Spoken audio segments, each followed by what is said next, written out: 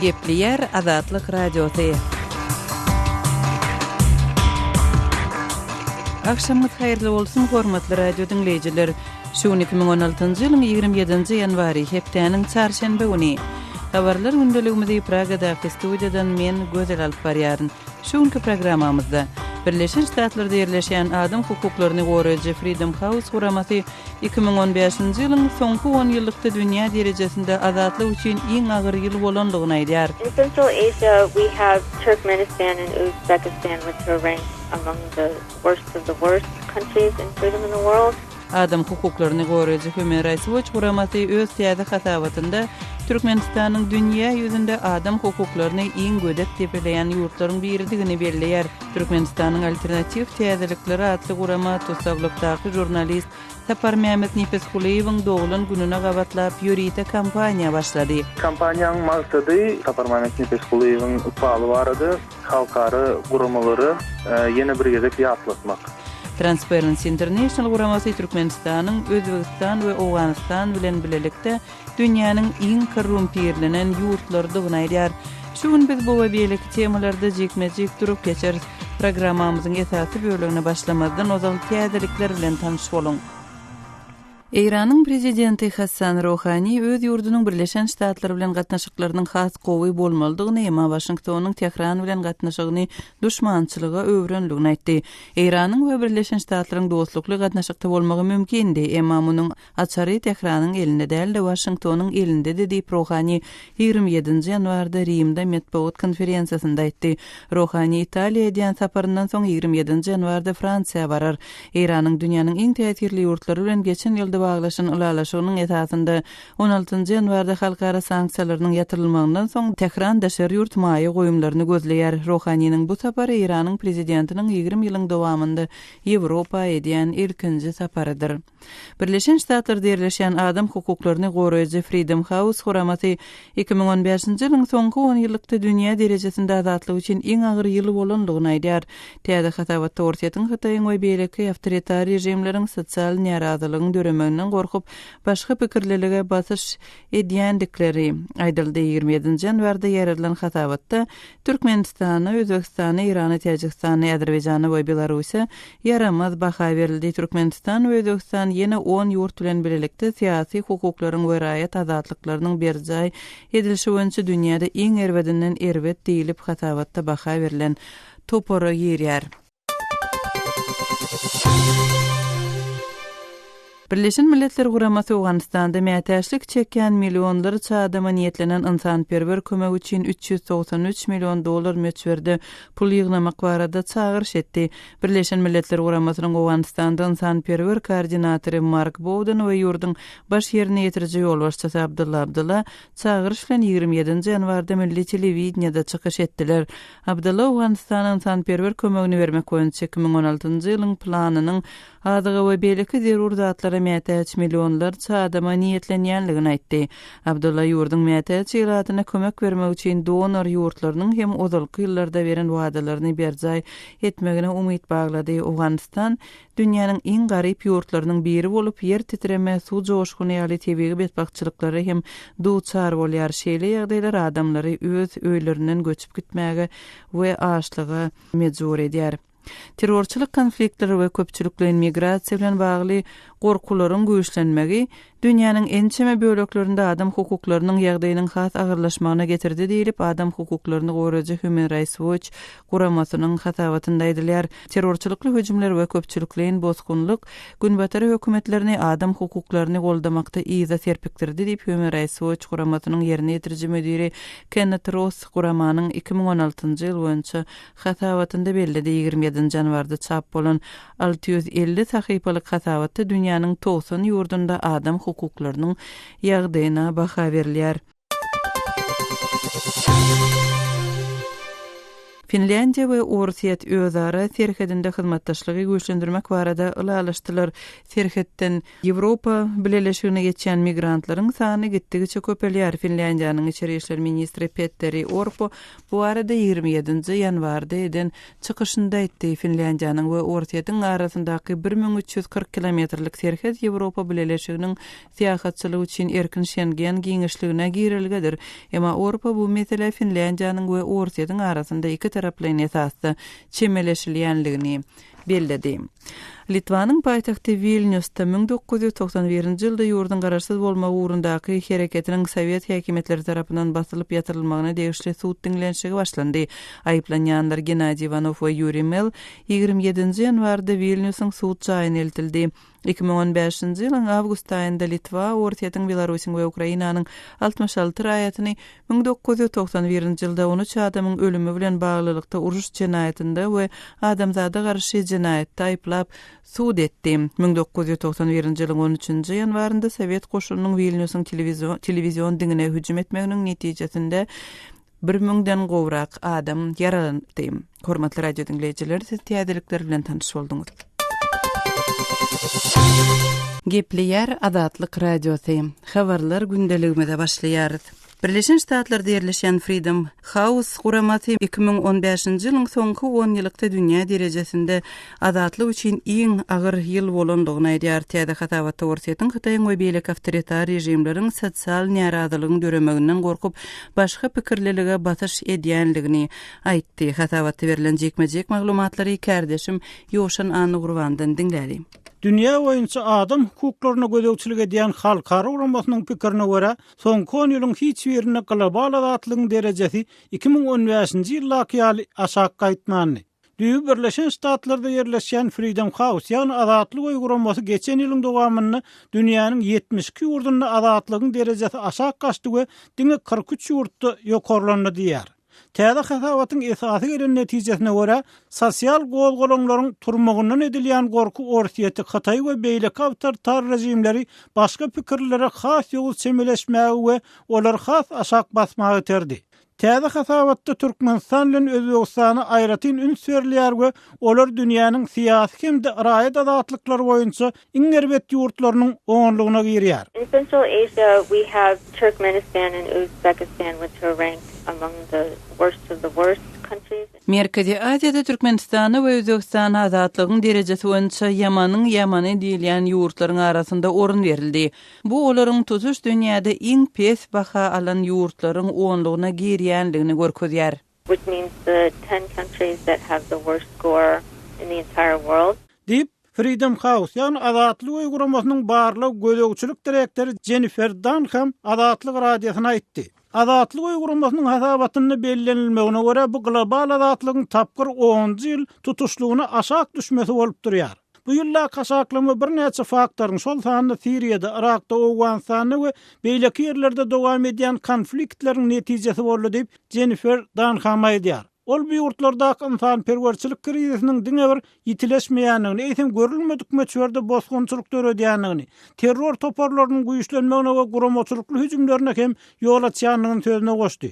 Azatlyk uyguramasynyň 27-nji ýanwarda çap eden ýyllyk hasawatyny dowam edýän uruşlaryň we beýleki zorlukly konfliktleriň demokratik ýurtlarda başga ýurtlar halamazlyk meýilleriniň güýçlenmegine hem itergi berenligi bellenýär. Hasawatda azat däliýän dereje berilen ýurtlaryň arasynda Türkmenistan bilen bir hatarda Awganistan, Azerbaýjan, Belarus, Iran, Irak, Kazakystan, Orsiýet, Täjikistan we Özbegistan bar. Freedom House Ukrainanyň 2014-nji ýylda Orsiýet tarapyndan zor bilen anneksiýa edilen Krim ýarymadasyna azatlyk wagtda keskin ýyda gaýdyşlygyň bolanlygyny aýdýar. Dunham Merkezi Aziýa barada gurrungyna dolanyp gelip, Merkezi Aziýaly dowletçiler goňşular Türkmenistan bilen Özbegistanyň aşakdan Demirgaz Koreýanyň ýanyndan gelýänini, Aşgabatyň öz goňşusyndan diňe 2 basganjak ýokardadygyny aýdýar. Täjikistanyň hem geçen ýyl azatlygyň derejesiniň pese düşmegini görnötin ilerleme bolupdyr. Ol Täjikistanyň hökümetiniň ýurtda galan soňky oppozisiýa partiýasyny, Täjikistanyň Islamyň gaýtadan nöreýiş partiýasyny hem ýapanlygyny aýtdy. Dunham bu partiýanyň ýapylmagynyň 1997-nji ýylda Täjikistanyň raýat urşy utaranyna baglaşylan şertnamanyň düzgünleriniň bozulmagy bolanlygyny belläýär. Şeýle-de Täjikistan geçen ýyl garaşsyz media çeşmelerine we jemgyýetçiligiň hökümeti tankytlamagyna garşy hassakan basyş görkezdi diýip danham aýdýar. Ol Täjikistan hakykatdan da Özbegistany we Türkmenistana tarap süýüşýär diýdi we munyň ören ýynjylykdan gaçyrjy ýagdaýdygyny bellädi. Ol Azerbaýjanyň aksaýlawlaryň raýat jemgyýetine garşy ýene bir tapgyr repressiýa, jurnalistlaryň tutsak edilmegi, daşary ýurt jurnalistlarynyň Azerbaýjanyna geçirilen Ýewropa oýunlaryna gelmekleriniň gadagyn edilmegi bilen utgaşanlygyny hem sözüne goşdy. Azatlyk wagtynda 2015-nji ýylda bolan global ýyda gaýdyşlyga garamazdan azatlyk uýguramasynyň hasabatyny analiz edilen 195 ýurdun 75%-iniň, ýagny 86 ýurdun entegem azatlygy, 59 ýurdun bolsa bölekleýin azatlygy aýdylýar. Galan 50 ýurt şol sany Türkmenistan azat därleriň sanawyna girýär. Umuman alnanda bolsa hasabat soňky 10 ýylda 105 ýurdun azatlyk derejesiniň peselendigini, diňe 61 ýurtda ilerleme bolanlygyny aýdýar. Kärdeşim Ýoşan Anna Gurbanyň maglumatyny dinlediňiz. Adam hukuklaryny goraýjy Human Rights Watch guramasy hem öz täze hasabatynda Türkmenistanyň dünýä ýüzünde adam hukuklaryny iň gödek tepeleýän ýurtlaryň biridigini aýdýar. Hasabatda Türkmenistanda jurnalistleriň ýydarlanmagyna we Azatlyk radiosynyň habarçysy Sapar Mehmet Nepeshuliýewiň ykbalyna aladalanma bildirilýär. Sapar Mehmet Nepeshuliýew geçen ýylyň tomsunda Türkmenistanda tutsak edilip, ýa-ni 3 ýyl türme höküm edilipdi. Human Rights Watch guramasynyň hasabatynyň mazmunyny kärdeşim Sehradan dinläli. Türkmenistanyň elhenç adam hukuklary ýagdaýy 2015-nji ýylda yaramazlaşdy. Bu ýurt adatdan daşary repressiw we garaşsyz derňe üçin ýapyklygyna galýar diýip Human Rights Watch guramasynyň täze hasabatynyň Türkmenistan bölüminiň başynda aýdylýar. Hasabat şahsiýet kulty, raýat jemgyýeti, medbuat we maglumat azatlygy, hereket azatlygy, din azatlygy, syýasy tutsaklar, mejburi ýitirimlik, adam gynamasy diýen ýaly bölümlere bölünip, bu urda ýyllar boýy dowam edip gelýändigi aýdylýan esasy tendensiýalara baha berilýär. Mysal üçin Türkmen hökümetiniň medbuat we din azatlyklaryna ýowuz çäklendirme giridýändigi we maglumat el ýeterligine dolu kontrolluk edýändigi aýdylýar. Häkimetler dürli toporlaryň we adamlaryň bosgunlukdaky dissidentleriň garyndaşlarynyň şol sanda daşary ýurtlarda okaýan studentleriň syýahat etmegine girdilen resmi bolmadyk eden etdilikli gadaganlygy saklap galýar. Human Rights Watch guramasynyň täze hasabatynda nöwtralmagyna görä Türkmen hökümeti tutsak etmegi daşary ýurtlara syýahat gadaganlygyny syýasy öç almagyň guraly hökmünde ulanmagyny dowam etdirýär. Hasabatda Türkmenistanyň adam hukuklary meselesindäki çemeleşmesinde göze ilen täzelik, ýagny Aşgabatyň Ýewropada howpsuzlyk we hyzmatdaşlyk guramasynyň adam ölçegleri konferensiýasyna 12 ýylda ilkinji gedek öz delegasiýasyny iýerendigi, daşary ýurt hökümetleri we halkara guramalary bilen gatnaşyklaryny giňeltmegi dowam etdirendigi hem bellenip geçilýär. Emamuğa garamazdan bu ýütgeşmeleriň adam hukuklary reformasynda uly bir özgörüşlik döretmendigi aýdylýar. Ýurtda konstitusiýany özgertmek, adam hukuklary boýunça ygtyýarly wekiliň, ombudsmanyň wezipesini döretmek planlaryna garamazdan Prezident Gurbanuly Berdimuhammedow we onuň kömekçileri çäksiz häkimiýetiň we Türkmenistanyň jemgyýetçilik durmuşynyň ähli uğruna dolu gödäwçiligiň hözirini görýärler diýip hasabatyň şahsiýet kulty diýilip adlandyrylan bölüminde aýdylýar. Türkmen hökümeti adamları Berdimuhammedowyň gatnaşan çärelerine gatnaşmak üçin saatlap toplanyp durmaga mejbur edýär. Olara gaýtmaga ýa-da hajatana gitmäge ruhsat berilmeýär diýip hasabatda aýdylýar we muňa delil edilip Aşgabatda gurulan stadionuň açylyş dawarasynda bolanda aýdylýan waka ýatlanýar. Düýbi Venada ýerleşen adam hukuklary toparynyň Türkmen inisiatiwasynyň maglumatyna görä 5-nji awgustda prezidentiň gatnaşmagynda açyljak stadion dawarasynda adamlar 41 gradus ıssyda 7 saat garaşdyrylýar we 3 adam helak bolýar. Hasabatyň raýat jemgyýeti bölüminde ýurt içinde garaşsyz guramalaryň işlemeginiň adatdan daşary ýagdaýda kynlaşdyrylandygy aýdylsa, medbuat we maglumat azatlygy bölüminde ýurtda medbuat erkinliginiň düýpden ýokdugy bellenýär. Häkimetler ýurtda türkmen dilinde ýeketäk alternativ habar çeşmesi bolan Azatlyk radiosyny Azat Ýewropa Azatlyk radiosynyň türkmen gullugyny gaýta-gaýta nişan aldylar diýmek bilen hasabat garaşsyz jurnalist Sapar Mehmet Nepeshuliýew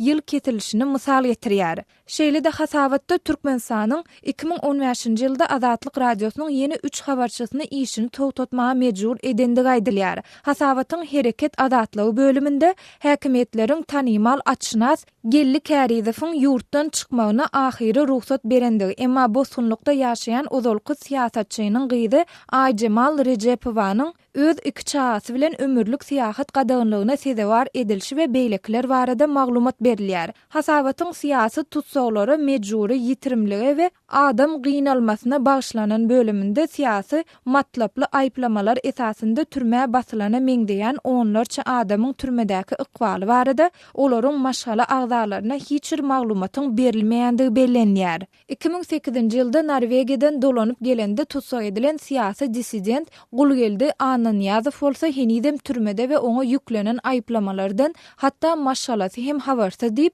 Human Rights Watch guramasynyň 2015-nji ýyl boýunça ýyllyk hasabatynyň Türkmenistan bölüminde aýdylýar.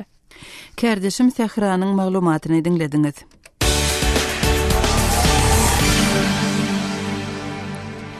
Türkmenistanyň alternativ täzelikleri atly gurama tusaglykdaky jurnalist Tapar Mehmet Nepeshuliýewiň dogulun gününe gawatlap ýörýte kampaniýa başlady. Bu guramanyň ýolbaşçysy Ruslan Miatiýew kampaniýa arkaly Nepeshuliýewiň ykbalyny ýene bir ýedek ünsü çekmek maksadynyň göz öňünde tutulýandygyny belledi. Ruslan Miatiýew bilen geçirilen söhbetdeşligi dikkatiňize hödürlýär söhbetdeşligi kardeşim Sahra geçirdi. Ruslan, sizde Tapar Mehmet Nepeshuliýew barada, onuň ykbaly häzirki ýagdaýy barada bir täzelik barmy? Sahra yok, hiç hili täzelik yok. Şu wagtda çelli, şol geçen ýyl sentyabr aýynyň Warşawadaky geçirilen OBS-iň ýygnygyndan soňra maşgalasy bilen hiç hili aragatnaşyk yok. Ruslan, Tapar Mehmet Nepeshuliýew barada, ýagny onuň dogulun gününe gawatlap bir kampaniýa hem başladypsyňyz. Bu barada gurrun beräýsiňiz, ýagny şol kampaniýanyň maksady näme? Kampaniýanyň maksady Tapar Mehmet Nepeshuliýewiň ykbaly barady, halkary guramalary yeni bir gezek ýatlatmak. Şol sebäpli saytymda da Tapar Mehmet'iň nähak tutsaglyk wagtyny hasaplayan ölçeği yerleştirilen saytymyzda. Ol ölçew Tapar Mehmet'iň türmede geçirýän wagtynyň aýyny gününi sagyny çenli ýatladypdyr. Ruslan, şu kampaniýa arkaly Tapar Mehmet Nepeshuliýewiň ykbalyny ünsü çekip halkary guramalarynyň näme garaşýaňyz, ýagny näme maksat edilmegi göz öňüne tutýaňyz? Şol meseleni galdyryp men halkary adam hukuk gorayan edaralaryň hem-de demokratik döwletleriň wekillerinden Tapar Mehmet'iň meselesini Türkmen häkimiýeti bilen geçirýän duşuklarda, ýygnaklarda ählisinde şoň meselesini bozamagy isleýärin. Şeýle Ruslan, web saytyňyzda kampaniýada goşulun diýen belli ýa-da ýazgy hem yerleşdiripsiňiz. Goşulan adamlar goşulandan soň ýagny näme bolýar, nämeler göz öňünde tutulýar? Şu barada da birazjyk gurrun beräýsiňiz. Ol halkymyz üçin çaklyk görnüşinde goşulun diýip elbetde doğrudan hem ýazdym. Şol banner, şol surat bilen adamlar näçe köp paýlaşsa, şonça köp adam şol maglumaty, şol habary alar. Ýöne habary ýaýratmak üçin, şu maglumaty ýetirmek üçin şeýle umyt bilen şol suraty goýdum men saytymda. Ruslan, şeýle-de mundan beýle Tapar Mehmet Nepeshuliýewiň ykbaly barada nämeler etmek göz öňünde tutýaňyz? Onun ykbaly barada her gün dünýäli alada edýärin. Şol aladaň netijesi boýunça Birleşen Milletler Guramasynyň eden etdilikli tutsag etmeleri boýunça toparyň pikiri kabul edildi. Ol pikir boýunça Tapar Mehmet'iň Türkmenistanyň hökümeti tarapyndan tutsaglygy eden etdilik diýip hasap edildi. Onu siz hem öz saytyňyzda yerleşdirdiňiz şol maglumaty. Şu wagtda çelli şol netije, şol ädimim iň wajyp bolupdyr, iň ähmiýetli netije. Men häzir dürli halkary adam hukuk guramalary bilen işleýän şu wagt öňümüzdäki dürli ädimlere seredýäs, dürli mümkinçiliklere seredýäs we eger bir karara gelsek, onda nesip bolsa gelecekde ýene habar kampaniýasy ýa-da başga bir kampaniýany amala aşyrarys. Ruslan, gepleşigimizde gatnaşyp beren gurrunlaryňyz üçin köp sag bolun. Sizem sag bolun, Sahra. Türkmenistanyň alternativ täzelikleri atly guramanyň tusaglykdaky jurnalist Tapar Mehmet Nepeshuliýew goldamak boýunça geçirýän kampaniýasynyň guramaçysy Ruslan Miatiýew bilen geçirilen söhbetdeşligi dinlediňiz. Azatlyk Radiosynyň täzeliklerini, makalalaryny, video ýazgylaryny we foto serilerini Twitter we Facebook sosial ulanlaryndan hem iderläp bilersiňiz. Salaýymyz Azatlyk Radiosy. Gepleýär Azatlyk Radiosy habarlar gündeligimizi dowam etdirýäris. Soňky günlerde halkara ýyllyk hatawatlarynyň ýene biri çap boldy. Transparency International ýagny halkara aýdyňlyk guramasynyň ýyllyk hatawatynda Merkezi we Günorta Aziýa ýurtlary bolan Owganistan, Türkmenistan we Özbegistan dünýäniň has korrumpirlenen we iň bir aýdyň däl ýurtlarynyň arasynda agdalýar. Dünýäniň 168 ýurduna sin edilýän bu hatawatda Türkmenistana berilen baha barada kärdeşim Ýowşan Nurwanyň maglumatyny dinläli. Halkar aýdyňlyk guramasynyň ýyllyk hasabatyny Merkezi we Günorta Aziýa ýurtlary bolan Owganistan, Türkmenistan we Özbegistan dünýäniň has korrumpirlenen we iň bir aýdyň däl ýurtlarynyň arasynda agdalýar. Transparency International guramasy 27 ýanwarda 2015-nji ýylda 168 ýurtda geçirilen barlyklaryň netijelerini, ýagny ýylyň korrupsiýa görkezjüsini çap etdi. Täze görkezjülerde Daniýa, Finlandiýany ýygy tekläp, dünýäniň iň az korrumpirlenen ýurt diýen derejäni aldy. Dünýäniň iň köp korrumpirlenen ýurtlar diýip bolsa Somali bilen Demirgazyk Koreýa görkezilýär. Türkmenistan korrupsiýa görkezjüsini 156-njy orun alypdyr. Goňşy Owganistan 166-njy, Irak 161-njy, Özbegistan bolsa 153-njy derejäni alyp, iň aşağı golay orunlara ýeläpdir. Merkezi Aziýa ýurtlary umuman pes baha alan hem bolsa Täjikistan, Nigeriýa bilen 136-njy oruny bölüşýär. Kırgızstan bilen Kazakystan bolsa korrupsiýa meselesinde deňeçer bolup görkezjüde 123-nji oruna gelýär.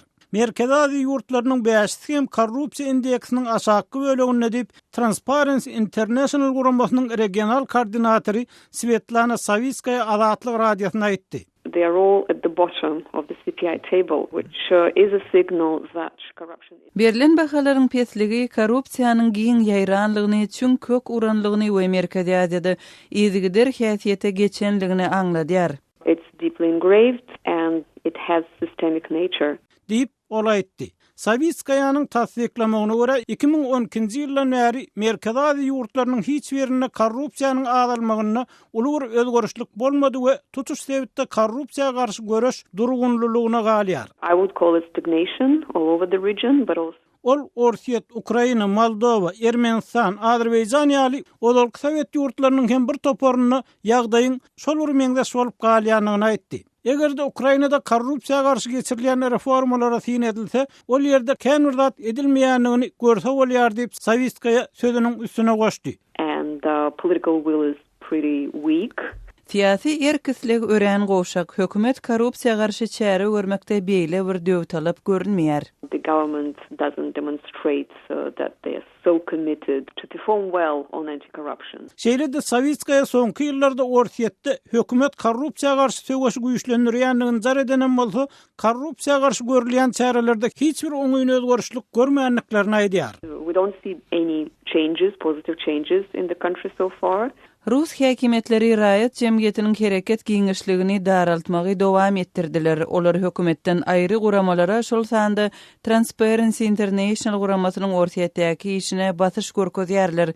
Derňewçi jurnalistleri gararsyz mediany gysýarlar. They continue to limit space for civil society. Diýip Savitskaya aýtdy. Hasabatda aýdylmagyna görä barlyk geçirilen hiç bir ýurt aňyr baş derejäni almagy golaýlap bilmändir we Transparency International dünýäniň iň az korrumpirlenen ýurty hasaplanýan Daniýada hem korrupsiýa galmaganlarynyň bolanlygyny belleýär. Korrupsiýa derejesiniň pesligi boýunça öňki ýyllardaky ýaly Finlandiýa, Şwesiýa, Norwegiýa öňde barýar. Transparency International guramasynyň ýyllyk hasabatynyň mazmunyny kärdeşim Ýowşan Nurwandan dinlediňiz. Korrupsiýa paraxorluk meselesi soňky günlerde Azatlyk Radiosynyň okuwçylarynyň hem ünsini çeken esasy meseleleriň biri boldy. Azathabar.com web saýtymyzda Türkmenistanda para almak we bermek meselesine nirelerde duş geldiňiz diýilip ýerleşdirilen sowalymyza gelen onlarça tesirde okuwçylarymyz paraxorluk bilen bagly öz tejribelerini we garaýşlaryny öňe sürdüler. Dinleýijiler bizning tesvirlerinden taýýarlanan sini kärdeşim Mirdan Sariýewden dinläli. Türkmenistanda para ikinci dilýaly durmuşymyza girdildi. Bu Mergen atly okuyjymyzyň ýakynda Türkmenistanda para nirede duş gelýärsiňiz, soragy bilen açylan forumumyzda galdyran tesviri. Orta atylan bu sorag Azatlyk radiosynyň okuyjylarynyň arasynda uly seslenme döretdi. Oňa gelen jogaplaryň arasynda Türkmenistanyň durmuşynyň durly pudoklaryndaki korrupsiýanyň derejesi barada pikirler orta atylýar. Paraguly Paraverdiýew lakamly okuyjymyz özüniň göwrümi tesvirinde Türkmenistanda her bir adamynyň doğulan gününden ölümüne çelinip paradan ejer çekýändigini belläp 20 dagy maddany özünde jemleýän sanawy getirýär. Paragulynyň sanawyna görä bäbegiň sagaman dogulmagy we gelini dogry teredilmegi üçin doktora para vermeli. Detsatda beylik çağları teredilse ýaly teredilmegi üçin terbiýeçilere we müdire para vermeli. Mugallimiň çağanyň bilimini üstün düşürmezligi üçin para vermeli. Ýokary okuwjagyna girmek üçin para vermeli. Keselleseň doktoryň dogry dermanlary ýazmagy üçin para vermeli. Isten gowulmazlyk üçin para vermeli. Ulogyny hasaba goýmak üçin para vermeli. Bir ýakynyň ölen bolsa, onuň ölümine hasaba aldyryp mazarystanda yer tapmak üçin para vermeli. Ölüýiniň hatyrysyna doga dilek etdirjek bolsaň hem para vermeli. Paraguly Paraverdiýewiň pikirleri beýleki okuyjylarymyzyň arasynda da seslenmeleri döretdi. Özüni parahor diýip atlandyran okuyjymyz Paragula ýüzlenip, "Ey dostjan, 100% dogry. Durmuşymyzyň mazmunyny ýazypsyň, tüweleme diýse, dogry söz lakamly okuyjymyz ajaýyp ýazylypdyr. Düýbünden dogry. Şu tesviri ýazýan mahalym para alynmaýan ýer, dogurdanam ýadyma düşmedi. Belki de para berilmeýän hiç yer ýokdur Türkmenistanda." diýen netije bilen pikirini jemläpdir. Aron adyny alan beýleki okuyjymyz bolsa, ýurdun gümrükhanalaryndaki para horlugyň ýagdaýyndan söz açýar. Para tamojnydaky sanitar gullugynda, tamojnydaky serhet gullugynda we türkmen standartlaryň sertifikasiýa bölüminde özem gizlin zat ýok, güni soraýarlar. Aron öz tesvirinde gümrükhanada soralan paranyň möçberi barada hem käbir tanlary getiripdir. Kasir Manadoviç lakamly okuyjymyz bolsa, türkmen howa ýollarynyň kassalaryndaky ýagdaýlary üns çekýär. Gerekli gatnawy bilet aljak bolsaň elmidamy, yerli gatnawlarda 40 manat, halkara gatnawlarda bolsa $50 üstüne bermeli bolýarys. Biz student bolanymyz üçin mejburi ýagdaýda parany berýäris. Bolmasa sessiýa we okuwy giýjak alýarys. Okuyjylarymyzyň ýene bir bölegi ýysa girmekde para horlugyň has ýiti duýulýandygyny aýdarlar. Azatlyk hakykat ýazýa lakamly okuyjymyz bir ýere ýysa girjek bolsaň palançy $1000 diýip pikirini köp nokot bilen jemleýär. Foruma gatnaşan okuyjylarymyzyň käbiri bolsa, Türkmenistanda para nirede duş gelýärsiňiz diýilen soragyň ýalňyş goýulandygyny, hakykatda para nirede duş gelmeýärsiňiz diýen sorag goýulan bolsa, onda jogap bermegiň aňsat boljakdygyny nyktaýarlar. Ýokarda tanalan tesvirleriň ählisi okuyjylaryň öz şahsy pikir garaýşlary we olar Azatlyk radiosynyň resmi pozisiýasyny aňlatmaýar. Kardeşim Merdan Sariýewiň Azatlyk radiosyna dinleýijilerimizden gelen tesvirlere syniny dinlediňiz. Hormatly radio dinleýijiler, eferde gozgalýan meseleler barada öz pikirleriňizi ma'lum etmek isleseňiz, Azatlyk radiosynyň azathabar.com web saýtyna, şeýle-de Facebookda Azatlyk radiosy we WKontakte sosial ulgamynda Azat Habar sahypalarymyza tesvir ýazyň. Azathabar.com web saýtymyza Türkmenistandan derweden okutnet ýa-da garawum.info proxy saýtlar arkaly girip bolýar. Biz bilen telefon arkaly hem habarlaşyp bilersiňiz.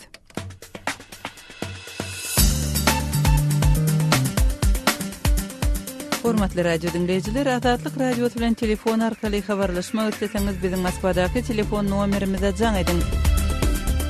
Nomerimiz 7-926-236-04-55. Jaň edeningizde size awtomatik görnüşde gyýytga bildiriş eşitiriler. Ondan soň siz öz meseleňizi ma'lum edip bilersiňiz. Size jaň etmegimizi isleseňiz, hökman öz telefon nomeriňizi aýdyň. Biz gyýytga wagtda siz bilen habarlaşarys. Azatlyk radiosynyň telefon nomeri 7-926-236-04-55. Şu nomere SMS hem ýollap bolýar. Azatlyk radiosy siziň jaňlaryňyza garaşýar.